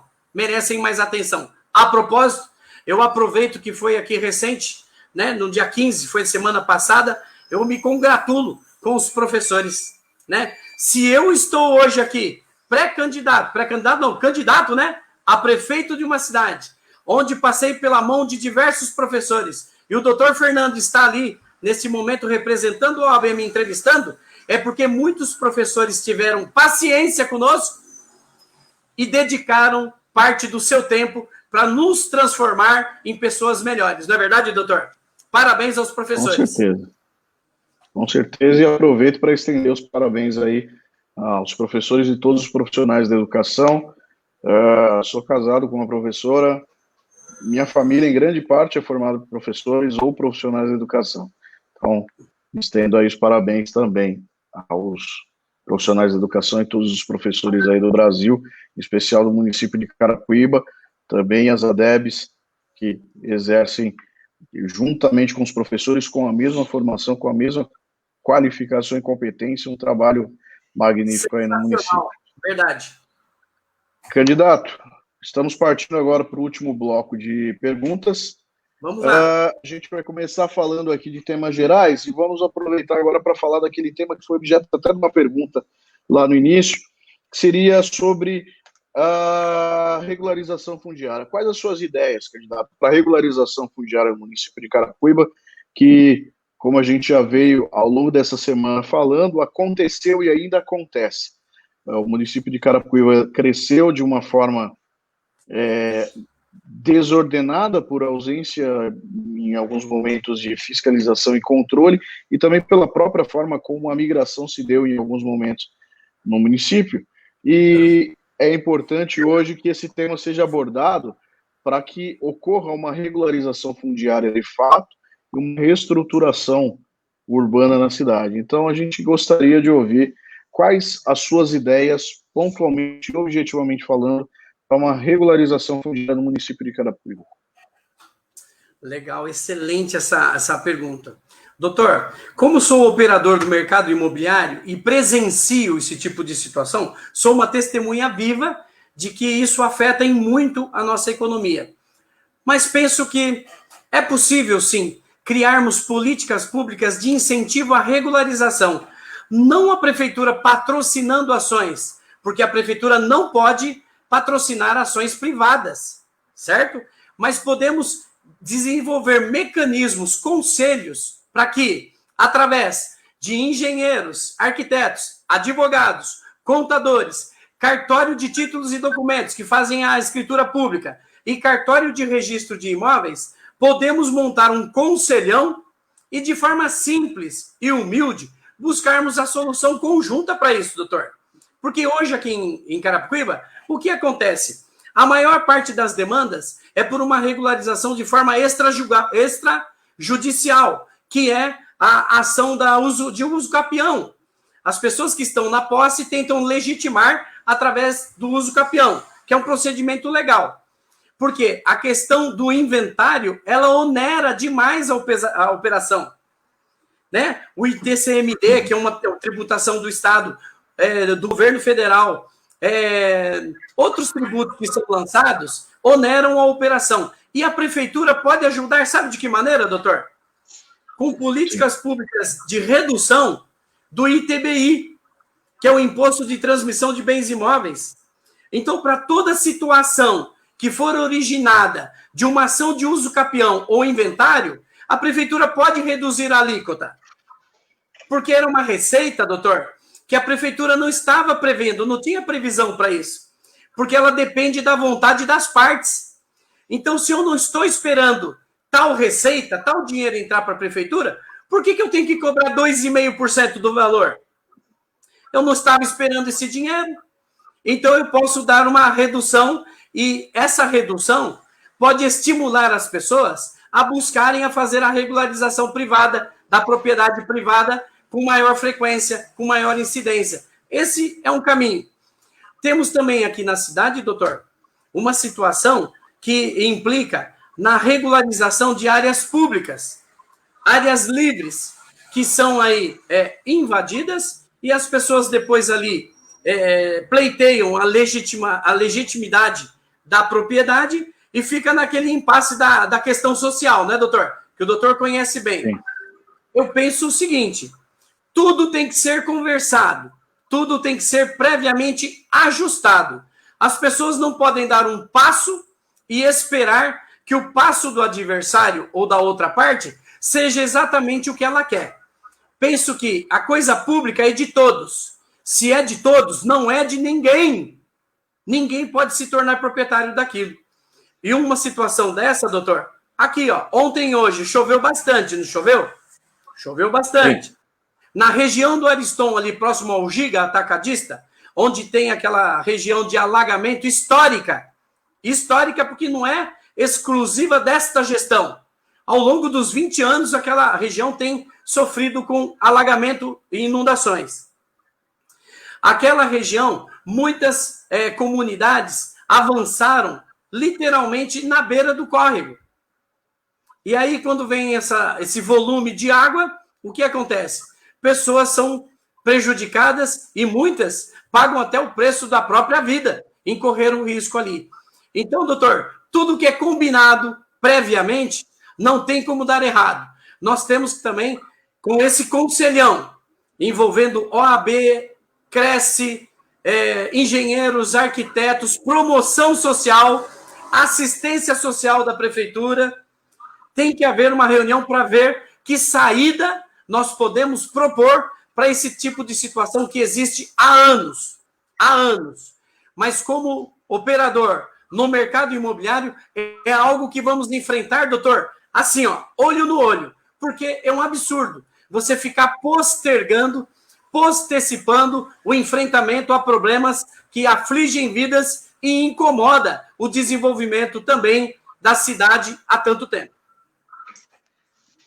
Perfeito, candidato. Nós temos mais 4 perguntas para finalizar. E essa próxima pergunta ela está atrelada a isso que foi dito exatamente agora. Obras irregulares na cidade, em diversos locais, elas contribuem para situações como essas de alagamento. Essa região citada é uma região, a princípio, de várzea, né, de um córrego, salvo engano. Isso. E algumas obras irregulares em diversos outros locais contribuem para situações assim e outras também que acabam dificultando o crescimento da cidade. E aí a pergunta que você faz é: como tornar mais ágil a fiscalização de obras irregulares e o travamento ou combate, propriamente dito, a obras irregulares? De forma bem objetiva, lista para a gente como agilizar essa fiscalização, como tornar mais efetiva essa fiscalização e combate a obras irregulares. Doutor, de forma bem objetiva, quem mais denuncia é o vizinho incomodado. Ponto. Se desenvolvermos um aplicativo que funcione, onde as pessoas possam fazer contato com aquela secretaria responsável pela fiscalização, denunciando de forma anônima, a prefeitura tem o dever e a obrigação de comparecer e constatar efetivamente aquela obra. Mas tem um detalhe, doutor, tem um detalhe muito importante. Mais uma vez, implicamos na qualificação da mão de obra que vai prestar o serviço.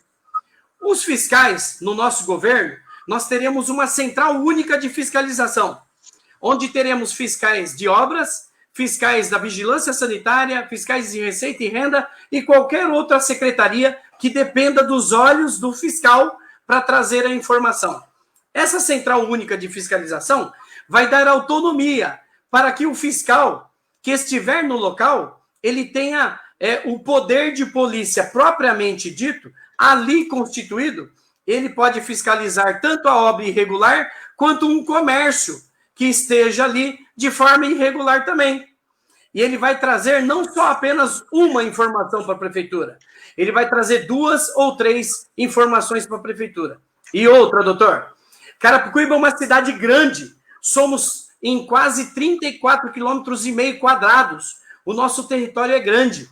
Vamos convocar, via concurso público, agentes fiscalizadores para reforçar esse corpo para ajudar a cuidar da cidade. Não tem como esperar, doutor, um resultado diferente fazendo as mesmas ações. Nos faltam braços, nos faltam elemento humano legalmente contratado via concurso público para desempenhar e ampliar a fiscalização em todas as áreas da cidade. E isso nós vamos fazer no nosso governo também. Perfeito. Candidato, esporte. Considerando que o esporte é um caminho excelente para o combate às drogas e a situação de drogas no Brasil e também no município de Carapicuíba, eu gostaria que o senhor falasse um pouquinho para a gente sobre as suas propostas ligadas ao esporte. Por favor. Vamos lá.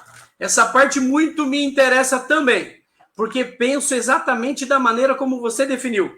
Quanto mais atividade física, mais distância das drogas. Isso é fundamental num tempo onde a banalização do uso está aí. As pessoas, antigamente, usuários de maconha, doutor, quando eu era criança, o usuário de maconha, ele usava escondido. Ele não se expunha. E nós, crianças, lá atrás, quando uma pessoa era usuária de maconha ou bebia demais, nós atravessávamos a rua, porque tínhamos medo do usuário. Então, penso que ações que estimulem a prática do esporte, lazer e cultura da nossa cidade, vão ser muito contempladas na nossa gestão. Mas normalmente os prefeitos dizem que não tem dinheiro para o esporte, é isso que se prega muito, não é verdade? Mentira do capeta. Mentira do capeta. Eu vou dizer por quê. Existem leis de incentivos fiscais onde o governo do estado e o governo federal contemplam empresas que colaboram nesse sentido. Ou seja, é possível sim, basta iniciativa e humildade em colocar o seguinte, doutor, o secretário de esportes que teremos do nosso governo, ele vai ser um técnico da área do esporte, ok? Mas ele vai ter um diretor na secretaria que é a pessoa que vai viabilizar recursos. Vai ser um especialista em buscar recursos, investimentos da iniciativa privada para que viabilize os projetos desportivos da cidade. A mesma coisa vai ser na cultura e, consequentemente, no lazer. Ou seja, doutor, nós não estamos aqui propondo inventar a roda. Nós só queremos propor e pedir para que as pessoas nos deem uma oportunidade para mostrarmos e comprovarmos de que é possível fazer com que a roda gire sem gastar dinheiro da prefeitura. Basta ter inteligência, competência e humildade. E isso não nos falta, doutor. Perfeito, candidato. Obrigado pela resposta. Próximo tema ligado à cultura, e é a penúltima pergunta a ser feita. A pergunta que se faz é como explorar o potencial turístico da aldeia de Carapicuíba e o que fazer para transformá-la em polo turístico, se isso, lógico, for um objetivo do seu governo, caso venha a ser eleito. Olha, doutor, mais uma vez eu falo em não se inventar a roda, fazer com que ela gire na velocidade da nossa necessidade. Eu moro aqui em Carapicuíba há 40 anos. Há 10 anos moro na região da Fazendinha. É divisa com Cotia e Barueri. Mas onde resido é Carapicuíba. É Carapicuíba. Há anos, doutor, aos finais de semana eu pego a minha esposa, minha namorada, minha companheira, 28 anos, e saio para comer aos sábados à tarde ou aos domingos. Eu vou lá para Embu das Artes. Porque além de ter aquele polo artístico, cultural, é um polo gastronômico também. Então, eu não vou conseguir atrair pessoas para Carapicuíba se eu não desenvolver o polo gastronômico e artístico. Qual que é a nossa ideia? Está no nosso plano de governo, viu, doutor? No nosso plano de governo contemplamos isso. Vamos desenvolver a parte gastronômica e cultural da nossa cidade. Através da onde? O que nos remete a pensar em Carapicuíba? Aldeia jesuítica, de 1580, onde tivemos o privilégio de ter o padre José de Anchieta nos prestigiando, socializando ou alfabetizando parte dos índios até então. Então, nós temos esse cartão postal maravilhoso. Nós precisamos, doutor, parar de tentar criar roteiro faraônico para coisas simples. Nós temos que começar a tratar as coisas simples com simplicidade. Nós vamos começar a feira gastronômica, a feira de artesanatos, prestigiando artistas da nossa cidade, aos sábados e domingos ali na aldeia. E posso te dizer uma coisa? Engajado em entretenimento, como sou, eu digo para você que nossas festas, nossas feiras serão um sucesso. Porque existem pessoas cadastradas esperando, sabe o quê, doutor? Uma oportunidade. Artesãos e artistas da nossa cidade esperam uma oportunidade. E, se permitir, Carapicuíba será a cidade de oportunidades para o nosso público, para os nossos artistas, artesãos e para os nossos cidadãos do bem. Transformaremos Carapicuíba na cidade das oportunidades. Não significa que nós vamos estar criando privilégios ou favorecendo ninguém. As pessoas vão ter que trabalhar para conquistar a sua oportunidade. Mas a oferta de oportunidade no nosso governo vai acontecer. Isso é um compromisso nosso. Perfeito, candidato. Obrigado pela resposta. Última pergunta. Última pergunta está atrelada em dois temas que são sensíveis para uma cidade que é carente de recursos. São as áreas social e de habitação. Então, eu te pergunto, como tu pensa em melhorar as ações sociais no município e também as ações atreladas à área de habitação no município de Carapicuíba? Perfeito. Doutor, eu vou dividir em duas, mas eu vou num pacote só, tá? Primeiro, maravilha. A área social. Aqui em Carapicuíba, temos visto, ao longo dos últimos 3 ou 4 anos, um número exorbitante de pessoas em situação de vulnerabilidade ou em condição de rua, normalmente associadas ao uso de entorpecentes. Temos visto isso. O que acontece, doutor? Cidades vizinhas que têm uma política pública mais agressiva acaba incomodando os usuários que acabam se deslocando, migrando para cidades vizinhas. Isso é fato. Isso é comprovado, tá bom? Agora, vou ser muito franco para o senhor. Atrás de um usuário existe um ser humano e por trás desse ser humano existe uma família, normalmente desestruturada. Não na maior parte das vezes, mas em boa parte. Doutor, vou ser muito franco. Eu sou cristão. Ajudei a construir, de forma voluntária, um centro de recuperação para dependentes químicos em Santana de Parnaíba, há 20 anos atrás, há 15 anos atrás. O dependente químico, ele tem uma resistência muito grande. Ele tem uma resistência muito grande. Não basta você pegá-lo à noite, oferecer uma refeição, um banho, um pernoite. No dia seguinte, ele vai para a rua, vai fazer qualquer coisa para pegar o dinheiro para comprar um crack, para pegar o invólucro de crack e usar. Ou então comprar aquela bujãozinho de cachaça e tomar. Corote. É corote o nome do trem, né? Por quê? É o que tem de mais barato no mercado. Então, doutor, vou ser muito franco para o senhor.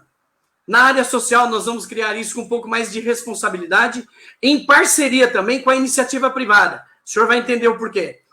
Todo recurso privado investido em ação social é dedutível do imposto de renda e o doutor tem conhecimento da causa. Nós vamos pedir, doutor, para que os empresários adotem um usuário. E nós vamos colocá-lo em parceria com ONGs, associações. Nós vamos colocar em regime de internato, doutor. Se você não tirar a pessoa da rua por 90, de 90 a 180 dias, você não consegue limpar a pessoa. Limpar é a linguagem popular que eles falam entre si quando eles não estão sob efeito da droga. Então, na área social, em especial, a pessoas em situação de vulnerabilidade ou de rua, nós vamos literalmente acolher e internar. E digo para o senhor, não vai ser fácil não, porque eles brigam, doutor, eles reagem, eles não querem. Morar na rua para eles está bom, mas não é bom para a cidade. Não é bom para a cidade. Dá uma impressão de que nós não temos zelo pela vida. E o gestor público que não tem zelo pela vida, ele não é digno de estar à frente da sua cidade. A primeira parte foi essa. Com relação à habitação. Doutor, o déficit habitacional é latente, mas ele não nasceu hoje. Ele está represado há décadas. E nós devemos enfrentar, mas com um bom senso e sem promessas, promessas aí que não são possíveis de ser cumpridas, sem ilusão, sem enganar a população. Vou ser muito franco com o doutor. Existem duas companhias. A estadual, que na verdade não é estadual, ela é ligada à Prefeitura de São Paulo, que é a Coab. A Coab não está subordinada ou sujeita ao Estado de São Paulo. Ela é um departamento da Prefeitura do município de São Paulo. A Coab e o CDHU. O CDHU está, sim, linkado ao governo estadual. E temos também o Minha Casa Minha Vida, que é o governo que está subordinado ao governo federal. Doutor, eu vou ser muito sincero, sem demagogia ou hipocrisia da minha parte. Nós vamos fazer gestão perante as companhias competentes para buscar recurso para demanda e ponto. Não vou prometer resolver de último, em primeiro plano, a questão da demanda. Não vou prometer, doutor. Não vou, porque nós dependeremos exclusivamente de investimento do governo federal, estadual e da Prefeitura de São Paulo com a Coab. Agora, uma situação, doutor, que me causou muita indignação e que eu não vou aceitar no meu governo. É uma ação de, como aconteceu há menos de 4 meses, uma reintegração de posse por parte da Coab São Paulo, aqui na Coab 5. Quase 5 mil famílias foram literalmente sucateadas, porque a reintegração de posse foi executada e a prefeitura local teve a obrigação de dar assistência, de dar o suporte. Decisão judicial não é para ser questionada, é para ser cumprida quando não resta mais recurso, não é verdade, doutor?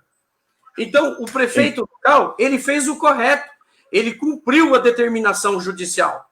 Agora, o que me causou indignação, doutor, foi a Companhia Habitacional do Estado de São Paulo, a Coab, ser a proprietária da área, não ter apresentado imediatamente um plano para a construção de novas unidades habitacionais naquele mesmo terreno. Um absurdo. Uhum. A propriedade é da Coab. A função social da Coab qual é? Habitação social. Já deveria ter o projeto aprovado na prefeitura e, na minha visão, deveria ter acontecido assim. A reintegração num dia, no outro, o fechamento do terreno com tapume e depois de 30 dias, início da obra das novas unidades. Isso sim, seria uma demonstração de gestão eficiente da Prefeitura de São Paulo em parceria com a Prefeitura Municipal. O prefeito municipal errou muito em não ter exigido da Coab uma contrapartida para a ação, doutor. Porque toda ação provoca uma reação. O prefeito municipal falhou muito. Ele deveria ter feito plantão lá na Coab e dito, tá bem, a reintegração foi cumprida. Nós ajudamos no que a justiça mandou, tá bom? Mas cadê? Onde está o projeto para construir mais 10 blocos de apartamento? Porque a área é grande, doutor. A área é muito grande. Ainda que não conseguisse suprir toda a demanda, mas iria minimizar a fila de pessoas que esperam há anos no cadastro de pessoas que dependem de habitação social. Então, doutor, na nossa gestão, nós vamos acompanhar um pouco mais de perto essa questão da habitação também, mas sem fazer promessas ilusórias, doutor. Teremos um cadastro Maravilha. único, sem fura-fila. Sem fura-fila. Compromisso de verdade. Não é porque é amigo de vereador que vai pegar a senha para ser atendido primeiro, não. Porque o dever do Estado é atender a todos de forma igual. E dessa forma que nós faremos na nossa gestão, doutor. Perfeito, perfeito. Candidato, agradeço pelas respostas e afirmo que chegamos ao final da nossa entrevista, do projeto OAB Entrevista, dos candidatos. É um bate-papo gostoso que a gente acaba até perdendo a noção do tempo. Nós estamos a 1h e 45 minutos conversando. Vamos completar duas aí, doutor. Vamos embora. E acaba sendo um bate-papo interessante. É que a gente não pode se alongar muito, até um compromisso com os demais entrevistados, né, que nós mantivemos mais ou menos o mesmo padrão de tempo, né, lógico que alguns minutos se passaram. Algumas perguntas, eu não consegui pensar muitas perguntas, né, estou aqui acompanhando na medida do possível. Nós tivemos um público bem ativo, bem participante. Agora nós estamos com 56 pessoas, tivemos um pico de quase 100 pessoas e um total agora bateu 480 comentários agora aqui. Então, pensar perguntas vai ser um tanto quanto difícil. Eu visualizei uma aqui, eu vou elencar uma, só para te fazer, para que a gente não se alongue tanto no tempo. Tudo bem, candidato? Tranquilo. Vou fazer uma pergunta aqui da Cel Delamani. Ela te pergunta: quero saber sobre educação, em especial em relação aos professores que não são valorizados no país.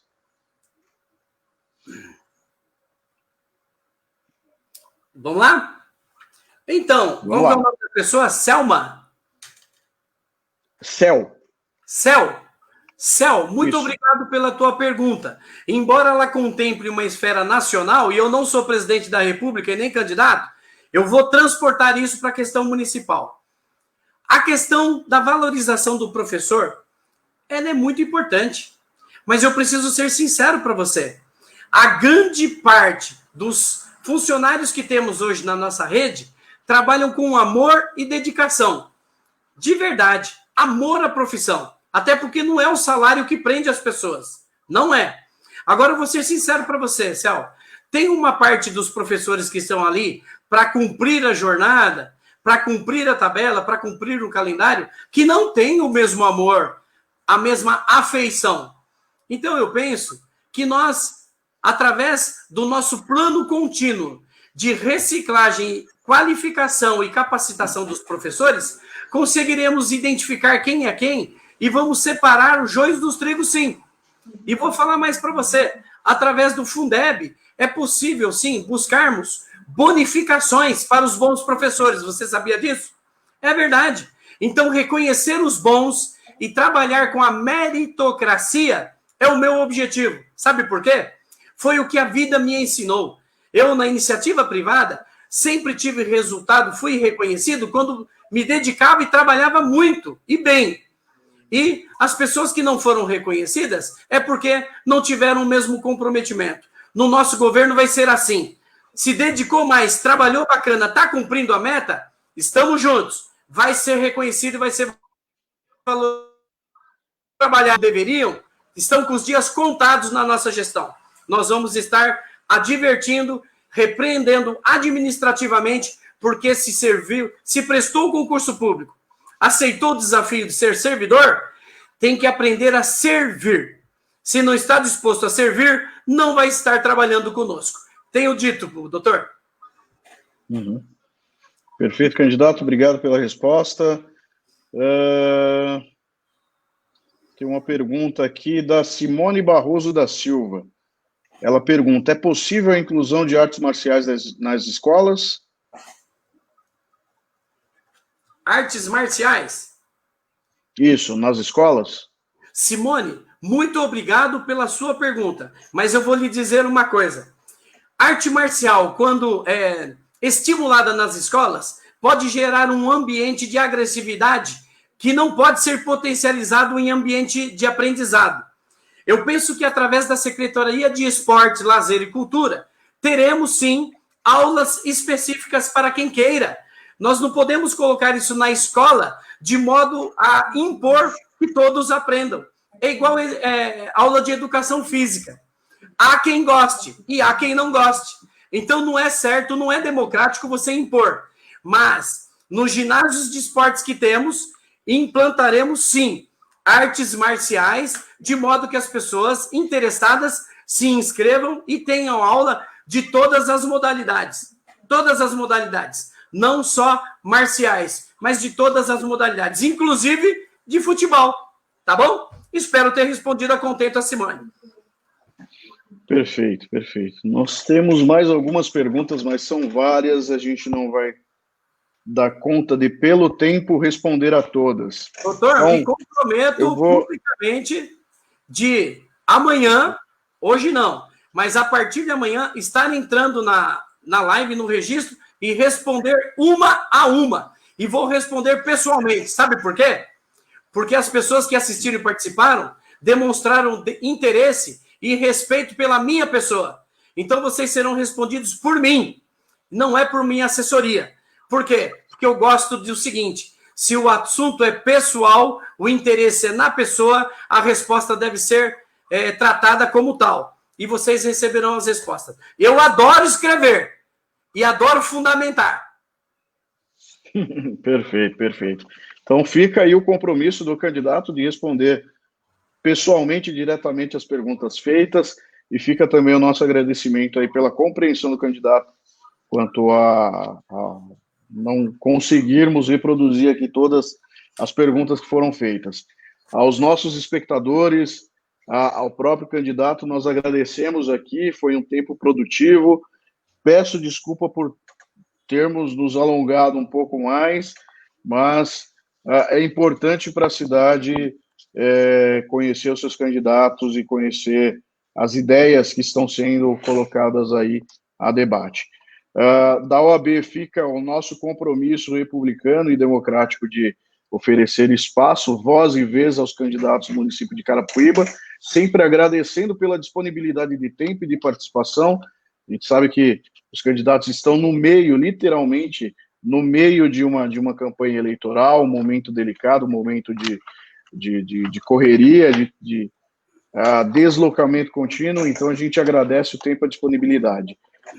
Agradecemos a todos, desejamos boa noite a cada um que nos acompanhou nesse momento e ficaremos à disposição, teremos novas conversas, novas entrevistas e pedimos a todos vocês que acompanhem as nossas entrevistas, as nossas conversas, os nossos bate-papos. Esse período eleitoral, a OAB atua diretamente nesses pontos, sempre resguardando o papel democrático e o respeito às normas legais por todos os candidatos no município de Carapicuíba. Boa noite a todos, boa noite, candidato. Estamos à disposição de todos. Boa noite. Forte abraço. E lembre-se, no dia 15 de novembro, o futuro da nossa cidade está nas suas mãos. E a minha frase de expressão, que representa a minha vida e a minha história, é a seguinte: Deus acima de tudo e uma Carapicuíba melhor para todos. Muito obrigado, Deus abençoe. Perfeito. Boa noite a todos. Boa noite, candidato. Forte abraço.